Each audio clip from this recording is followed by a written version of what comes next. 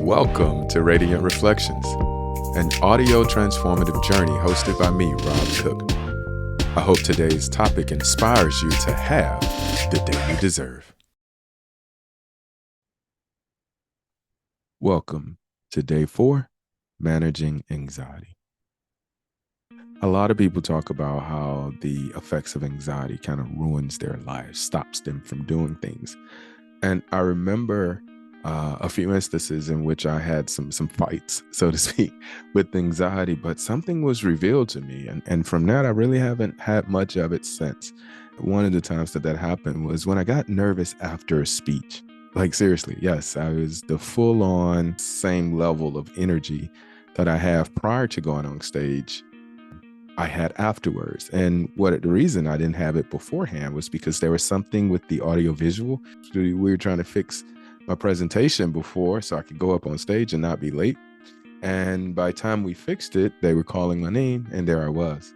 And so all of that, habitual thinking about how I needed to be nervous when I stepped on stage didn't happen until after the fact. And I thought it was actually pretty odd, so much so that I contacted my mentor to kind of explore it. Things about that experience, or realizations for me at least, and insights.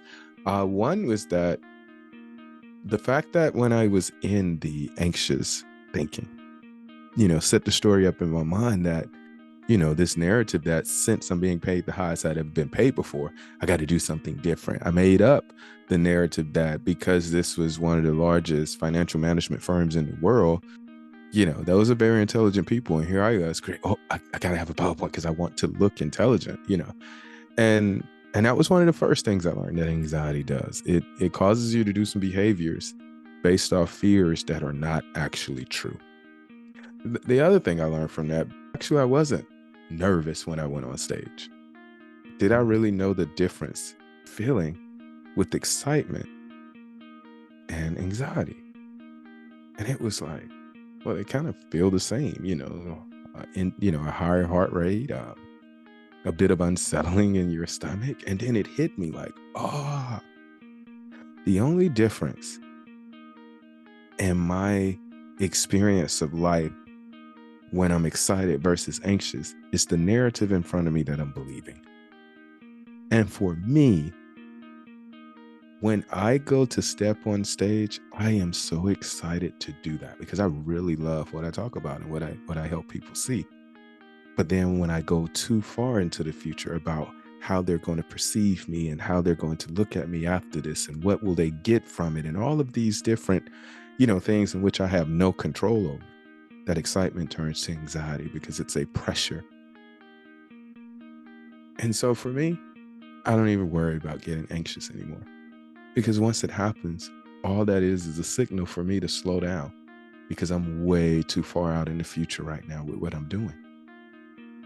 And if I'm way too far out in the future, responding and making up things for that, I'm missing the moments I have now, which actually give me the opportunity to ensure that so-called taboo future doesn't happen in the first place.